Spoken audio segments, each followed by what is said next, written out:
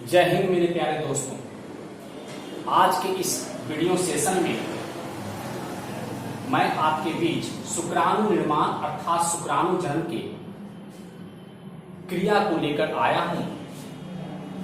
अक्सर परीक्षा में पूछा जाता है कि शुक्राणु जनन कैसे होता है, किस प्रकार से होता है, तो उसके बारे में हम लोग आज जानकारी हासिल करेंगे। शुक्राणु निर्माण या शुक्राणु जनन, जिसे अंग्रेजी में स्पर्म फॉर्मेशन या स्पर्मेटोजेनेसिस कहते हैं, इसकी परिभाषा क्या होती है? तो देखिए, मैंने आपको बताया था वृषण जिस समय आपको पढ़ा रहे थे, टेस्टिस जब हम पढ़ा रहे थे, उसका हम लोग टीएस सेक्शन काटे थे, तो उसके अंदर मैंने कुछ आपको कोशिकाएं दिखलाया था।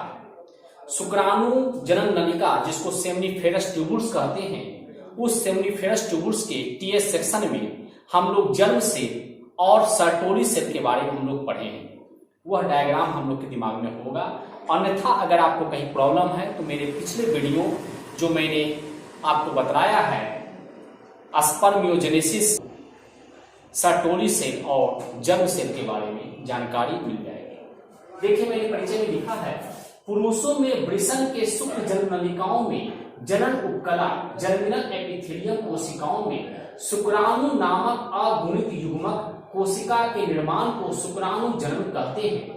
अर्थात मेरे कहने का तात्पर्य हो गया कि वृषण में आपको 1000 तक शुक्र जनन नलिका सेमनीफेरस ट्यूबुल्स पाया जाता है। उसी सेमनीफेरस ट्यूबुल्स के जनन उपकला कोशिका जर्मिनल एपिथेलियम सेल में जो शुक्राणु निर्माण का कार्य होता है, जो एक प्रकार का नर युग्मक है और हैप्लॉइड अर्थात अगुणित होता है, इसके निर्माण के कार्य को ही हम लोग क्या कहते हैं? शुक्राणु जनन अर्थात शुक्राणु निर्माण कहते हैं। यह क्रिया तरुण अवस्था में, यानी 13 से 15 वर्ष या 13 से 16 वर्ष की अवस्था में यह शुरू होती है, और जब तक इंसान जीवित रहता है, यानी पुरुष जब तक जीवित रहता है तब तक यह क्रिया चलते रहती है। लेकिन इसकी निर्माण का जो कैपेसिटी है, निर्माण की जो दर है, जो रेट है, वह रेट धीमी हो जाती है।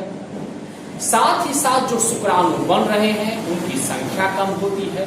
शुक्राणु में निषेचन की जो क्षमता है, जो कैपेबिलिटी है, जो विएबिलिटी है, वह घटते चला जाता है। शुक्राणु कमजोर हो जाता है। लेकिन शुक्राणु जनन का कार्य 13 से 15 वर्ष का जब पुरुष होता है, उस समय से लेकर के जीवन पर्यंत यौवन अवस्था के जो अवस्थाएं होती हैं, जो उम्र होता है, उसमें वह चलता रहता है। तो मैंने यहाँ लिखा, यह क्रिया तरुण अवस्था 13 से 16 वर्ष से शुरू होकर जीवन भर पुरुषों में चलती रहती है, परंतु उम्र के बढ़ने के साथ इस क्रिया की दर, क्षमता तथा गुणवत्ता में कमी आती जाती है।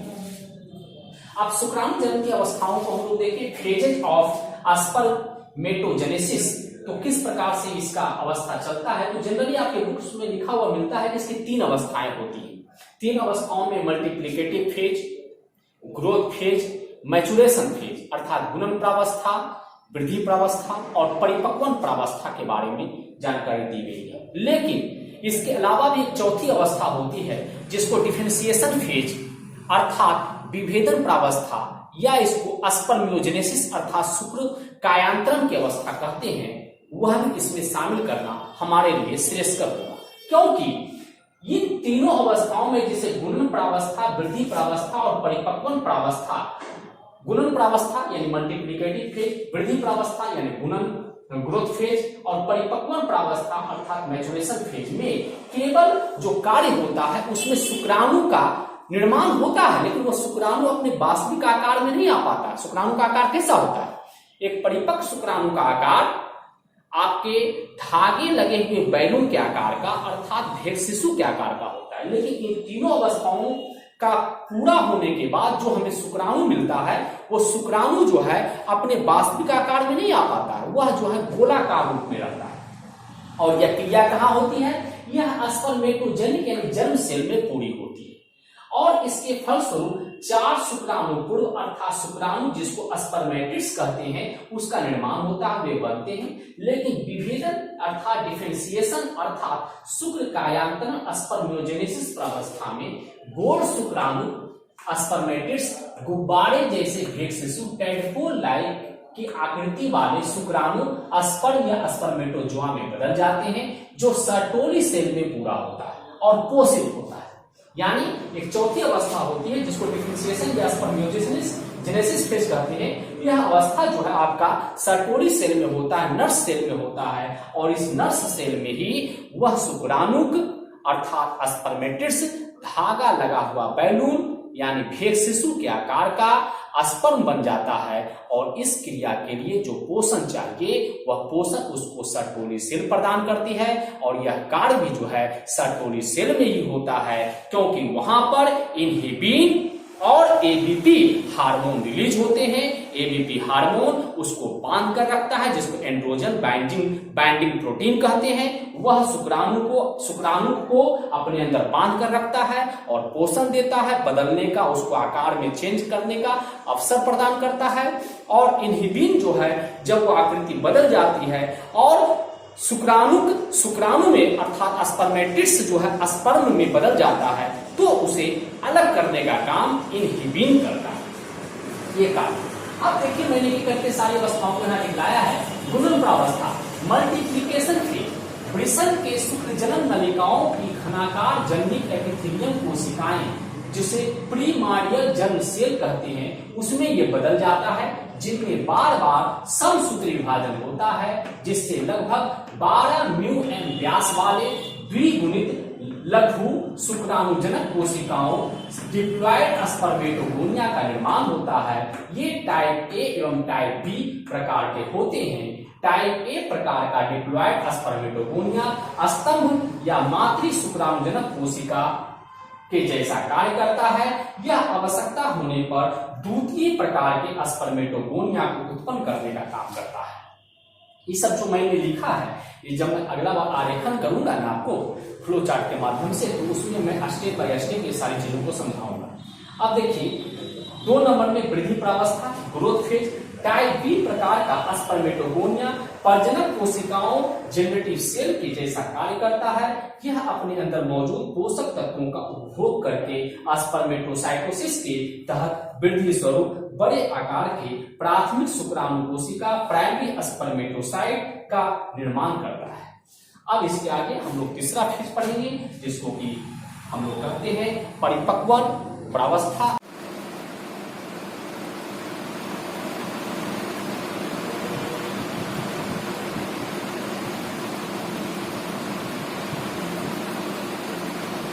देखिए मित्रों, इसके पहले मैंने आपको शुक्राणु जनन की क्रिया में 2 फेज पढ़ा दिया। एक पढ़ाया मैंने मल्टीप्लिकेटिव फेज अर्थात गुणन प्रावस्था, और दूसरा फेज था ग्रोथ फेज, जिसे हम लोग वृद्धि प्रावस्था कहते हैं। अब यहाँ तीसरा और अंतिम प्रावस्था परिपक्वन प्रावस्था मैचुरेशन फेज में पढ़ाने जा रहा हूं। देखिए मैंने लिखा है द्विगुणित प्राइमरी स्पर्मेटोसाइट में 44A का मतलब ये ऑटोसोम। मनुष्य के शरीर में 2 प्रकार के गुणसूत्र होते हैं। एक होता है दैहिक गुणसूत्र ऑटोसोम, और एक होता है लैंगिक गुणसूत्र अर्थात सेक्स क्रोमोसोम। मनुष्य के शरीर में कुल गुणसूत्र, चाहे वो पुरुष हो या स्त्री हो, कुल गुणसूत्र की संख्या 46 होती है। उन 46 गुणसूत्रों में से 44 ऑटोसोम अर्थात दैहिक गुणसूत्र होते हैं। 44 ऑटोसोम अर्थात दैहिक गुणसूत्र होते हैं। बचे 2 गुणसूत्र, वो दोनों गुणसूत्र जो होते हैं वो आपको लिंग गुणसूत्र अर्थात सेक्स क्रोमोसोम कहलाते हैं। चाहे वो पुरुष हो चाहे वो स्त्री हो। स्त्री में 44 ऑटोसोम और 2 सेक्स क्रोमोसोम, पुरुष में भी 44 ऑटोसोम और 2 सेक्स क्रोमोसोम होते हैं। लेकिन सेक्स क्रोमोसोम में अंतर देखने के लिए मिलता है पुरुष और स्त्रियों में। पुरुष में 2 सेक्स क्रोमोसोम में 2 में से एक एक्स गुणसूत्र रहता है और एक वाई गुणसूत्र रहता है, जबकि स्त्री के अंदर जो 2 वो सेक्स क्रोमोसोम पाया जाता है उसमें से दोनों का दोनों सेक्स क्रोमोसोम एक्स गुणसूत्र होता है। तो मैंने यहां लिखा है द्विगुणित प्राइमरी स्पर्मेटोसाइट्स में 44A यानी ऑटोसोम अर्थात दैहिक गुणसूत्र तथा XY मतलब लिंग गुणसूत्र सेक्स क्रोमोसोम गुणसूत्र मौजूद रहते हैं। ये अर्धसूत्री प्रथम विभाजन द्वारा छोटे आकार का सेकेंडरी स्पर्मेटोसाइट को उत्पन्न करता है। यह 2 प्रकार की होती है। एक में 22 ऑटोसोम तथा X गुणसूत्र, जबकि दूसरे में 22 ऑटोसोम तथा Y गुणसूत्र लगता है। इन दोनों में जीन विनिमय हो चुका होता है, जिनमें रेप्लिकेटिव क्रोमोसोम रहते हैं। रेप्लिकेशन किसको कहते हैं? गुणसूत्र जब जीन विनिमय करता है ना, दोनों गुणसूत्र जो होते हैं अलग अलग, वो आपस में एक दूसरे से जीन विनिमय के दौरान इसका खंड कुछ उसमें चला जाता है, उसका खंड कुछ उसमें चला जाता है। वो मैं अगले टॉपिक जब आपको पढ़ाऊंगा, जिसको हम लोग कहते हैं क्या कहता है जेनेटिक्स अर्थात वंशानुगति, उसमें हम आपको इसको बताने जाएंगे कि जीन क्या होता है, गुणसूत्र किस प्रकार से जीन विनिमय करते हैं। वो सारी चीजों को मैं नेक्स्ट यूनिट में आपको बताऊंगा, जिनमें रेप्लिकेटिव क्रोमोसोम रहते हैं। अब सेकेंडरी स्पर्मेटोसाइट अर्धसूत्री द्वितीय विभाजन द्वारा, दो प्रकार के म्यूसिस होते हैं, म्योटिक डिवीजन दो प्रकार के होते हैं। एक होता है स्टेज फर्स्ट में अर्धसूत्री प्रथम कहलाता है, और दूसरा स्टेज सेकेंड में अर्धसूत्री द्वितीय कहलाता है। तो अर्धसूत्री प्रथम में क्या हो गया? अर्धसूत्री प्रथम में जो है आपको क्या बना, दो प्रकार का होता है, 22A तथा दूसरे 22A तथा X क्रोमोसोम और 22A तथा Y क्रोमोसोम। जबकि अर्धसूत्री द्वितीय विभाजन जो होता है वो समसूत्री विभाजन के जैसा होता है। प्रथम जो अर्धसूत्री विभाजन होता है ना, उस अर्धसूत्री विभाजन में गुणसूत्र की संख्या आधी हो जाती है, लेकिन द्वितीय अर्धसूत्री विभाजन होता है उसमें गुणसूत्र की संख्या आधी नहीं होती, वो बिल्कुल समसूत्री विभाजन के जैसा होता है। ये आप लोग 9th क्लास में भी पढ़े हैं, और ये मैं आपको 11th क्लास में भी इंटर में पढ़ा चुका हूं। तो अर्धसूत्री द्वितीय विभाजन करता है, जिसके फलस्वरूप 4 हैप्लॉइड स्पर्मेटिड्स आगुनी शुक्राणु या शुक्राणुपूर्व बनते हैं। पहला वाले में जो 44 ऑटोसोम और XY गुणसूत्र जो था, वो प्रथम अर्धसूत्री विभाजन में विभाजन के फलस्वरूप 44 ऑटोसोम से 22 ऑटोसोम अलग हो गए, और उसमें एक X घुस गया, दूसरे में 22 ऑटोसोम अलग हो गए, उसमें एक Y गुणसूत्र आ गया। लेकिन द्वितीय अर्धसूत्री विभाजन में आपको किसी भी प्रकार का गुणसूत्र का कमी देखने को नहीं मिलता है। इसमें केवल क्या होता है कि 4 हैप्लॉइड स्पर्मेटिड्स अर्थात शुक्राणुपूर्व का निर्माण हो जाता है। इस तरह एक टाइप बी प्रकार के प्राइमरी स्पर्मेटोसाइट से 4 हैप्लॉइड स्पर्मेटिड्स बनते हैं। अब देखिए शुक्र कायांतरण। शुक्र कायांतरण आपको चौथा फेज हम नहीं कहेंगे, लेकिन इसको हमको इसी के साथ समाहित करके इंक्लूड करके पढ़ना पड़ेगा। तो देखिए 4 गोल स्पर्मेटिड्स, ये जो स्पर्मेटिड्स बनते हैं वो गोल होते हैं। 4 गोल स्पर्मेटिड्स का टैडपोलाइट शुक्राणु में सर्टोली सेल की मदद से बनना शुक्र कायांतरण कहलाता है। इसे डिफरेंशिएशन फेज अर्थात विभेदन प्रावस्था भी कहते हैं। वयस्क नर पुरुष द्वारा प्रतिदिन, ये चीज को आप ध्यान रखिएगा, एक व्यक्ति जो है प्रतिदिन कितना गुणसूत्र प्रतिदिन कितना शुक्राणु तैयार करता है, तो 10 पर पावर 12 से 10 पर पावर 13 शुक्राणु उत्पन्न करता है प्रतिदिन। इन्हें परिपक्व होने तथा वास्तविक आकृति प्राप्त करने में अर्थात शुक्र कायांतरण तक की स्थिति को प्राप्त करने में टोटल 64 दिन का समय लगता है, लगभग 64 दिन का समय लगता है। वृषण से मुक्त होने के बाद, वृषण से जब टेस्टिस से निकल जाता है शुक्राणु, तो वह जाके कहाँ जमा होता है? वह जाके जमा होता है एपिडाइडाइमस में और वासा डिफरेंशिया में। वासा डिफरेंशिया में और एपिडाइडाइमस में जब पहुंचता है तब वो मोटाइल होता है अर्थात गतिशील होता है, और वहां 1 महीने तक वो स्टोर रह सकता है। वृषण से मुक्त होने के बाद शुक्राणु अधिवृषण अर्थात एपिडाइडाइमस एवं शुक्रवाहक वासा डिफरेंशिया के अगले भाग में 30 दिनों तक जमा रहता है, यही ये गतिशील होते हैं। इस प्रकार से आपको मैंने शुक्राणु जनन की पूरी क्रिया को व्याख्या के साथ दर्शाया। अब मैं डायग्राम के माध्यम से आपको बताने जा रहा हूं।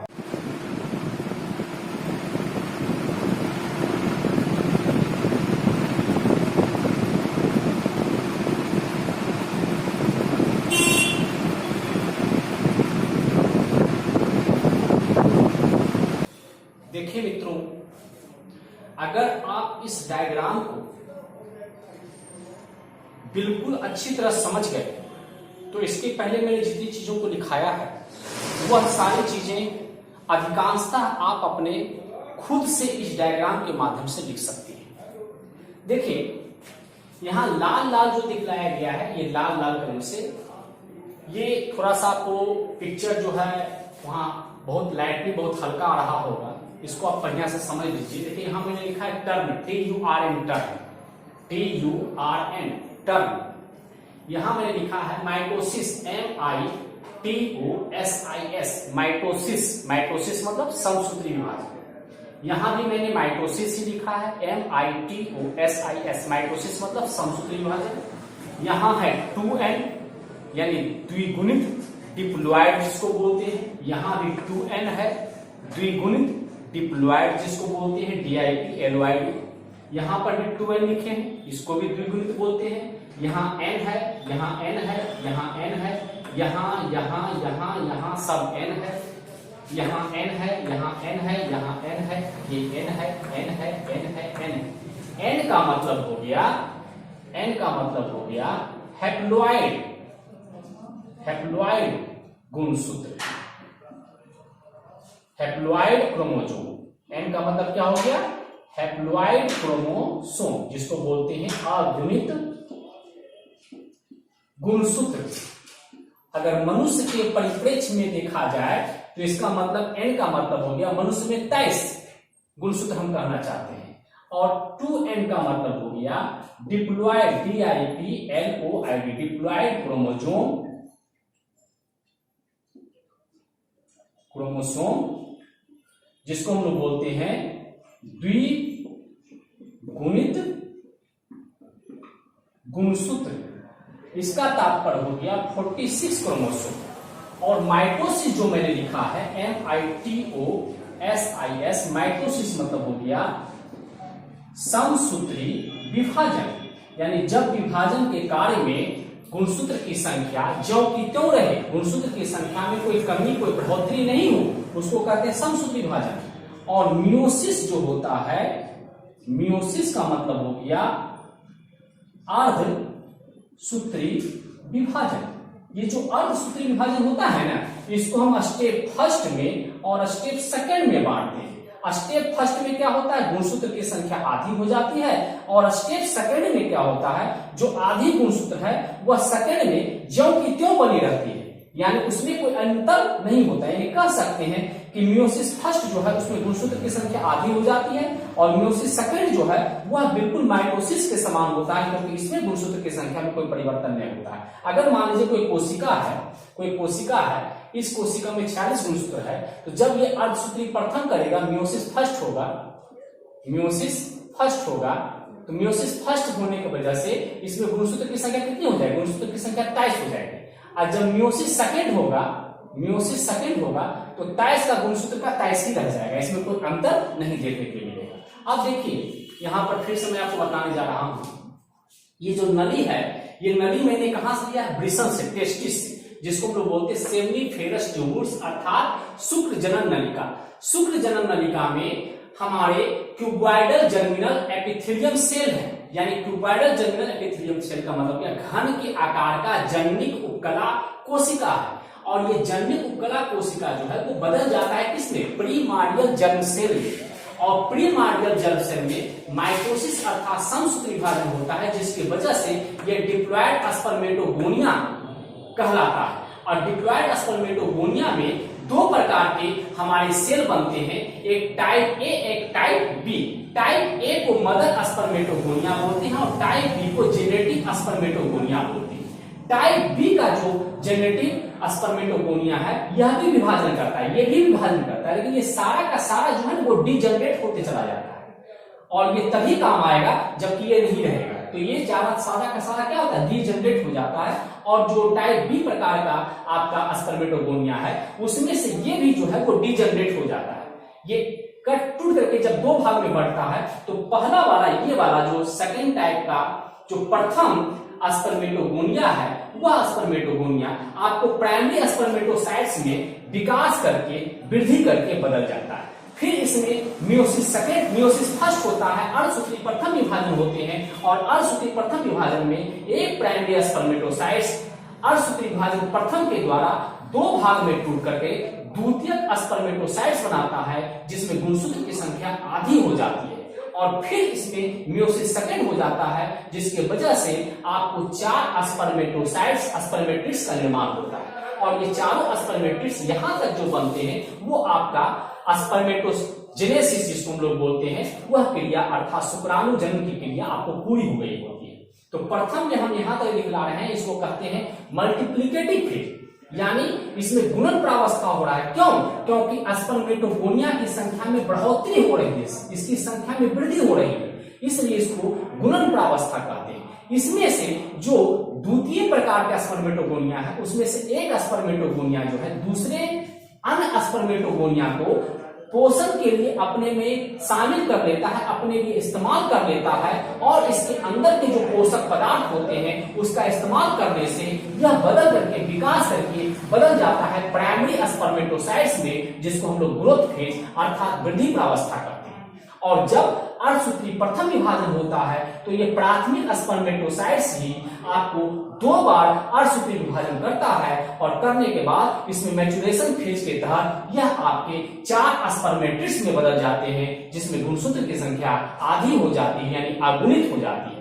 यहां तक का क्रिया जो है शुक्राणु जनन कहलाता है। लेकिन यहां तक के तीनों स्टेप में जो शुक्राणु जनन की क्रिया होती है उसमें जो शुक्राणु बनते हैं वो शुक्राणु वास्तविक आकार के नहीं होते, बल्कि वो गोल होते हैं, जिसको हम लोग स्पर्मेटिड्स अर्थात शुक्राणु कहते हैं। और ये शुक्राणु जो है आगे जाकर के सर्टोरी सेल के पोषण को लेकर के यह बदल जाता है शुक्राणु में, अर्थात धागे लगे हुए बैलून की आकृति में, जिसे हम लोग कहते हैं स्पर्मिनोजेनेसिस। और यह क्रिया विभेदन की क्रिया अर्थात डिफरेंशिएशन का फेज भी कहलाता है। इस प्रकार से आपके शुक्राणु जनन के कार्य पूरे होते हैं, जिसे मैंने डायग्राम के माध्यम से आपको समझाया है। अगर कहीं कोई डाउट रहे तो आप लोग हमारे कमेंट सेक्शन में आकर के हमसे पूछ सकते हैं। अगले वीडियो में मैं आपको समझाने का प्रयास करूंगा, लेकिन आप लोग कृपया इसको बार बार देखिएगा, सारा कुछ क्लियर हो जाएगा। क्योंकि दूसरा वीडियो बनाएंगे पुनः हमको इतना सारा डायग्राम को फिर से आरेखित करना पड़ेगा और उसमें समय की बर्बादी होगी। इसलिए आप लोग इस डायग्राम को ही बढ़िया से फोकस कीजिएगा, और जो लिखा है उसको लिखा करके इसके साथ मैचिंग करके उसको पढ़िएगा। कहीं